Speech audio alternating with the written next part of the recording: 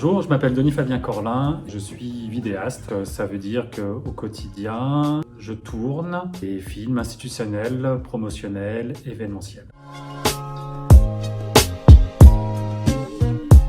Il est très long et chaotique. Pour vous éviter la version 15 minutes, mon parcours, c'est un bac éco, quelques années de fac pour rien, de l'humanitaire, de l'édition, du spectacle vivant et aujourd'hui de la vidéo.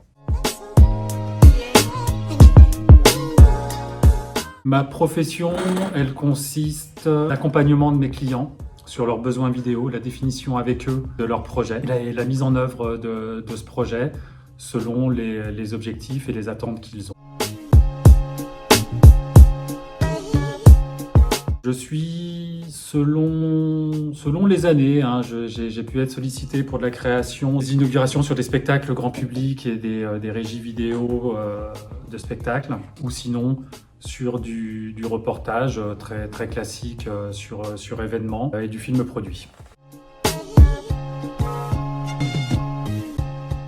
Le digital va me demander d'organiser ma réflexion sur la construction de la vidéo parce qu'il va orienter sa diffusion et donc sa durée et son format et potentiellement selon les plateformes le ton. Mais sinon, tourner reste tourner, monter reste monter et la grosse base c'est quand même de la vidéo pure.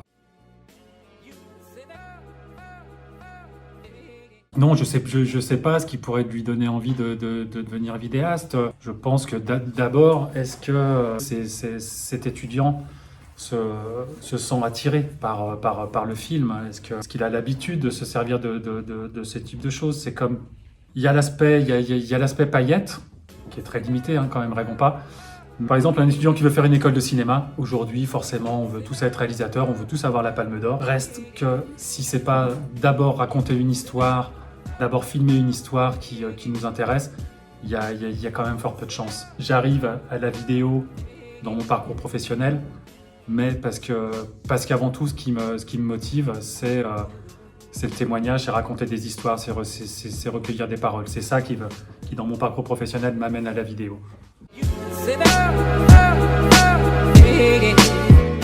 En premier emploi, ce qui le freinera, c'est les compétences qu'il pourrait ne pas avoir. Il y a des compétences techniques, voilà, très basiques quand même sur tenir une caméra, faire un cadre, comprendre le langage des images.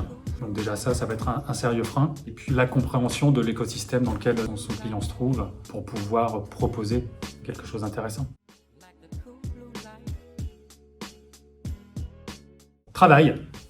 Travaille, forme-toi, reste en veille technique, regarde ce qui se passe autour de toi, ouvre tes horizons, même au-delà de ce qui peut être la vidéo. Tout est intéressant, tous les sujets sont intéressants, qu'ils aient trait ou non à l'image. Mais si on reste spécifiquement là-dessus, regarde ce qui se passe en dessin, regarde ce qui se passe en photo, travaille et reste ouvert le champ large. Avec plaisir, merci à vous.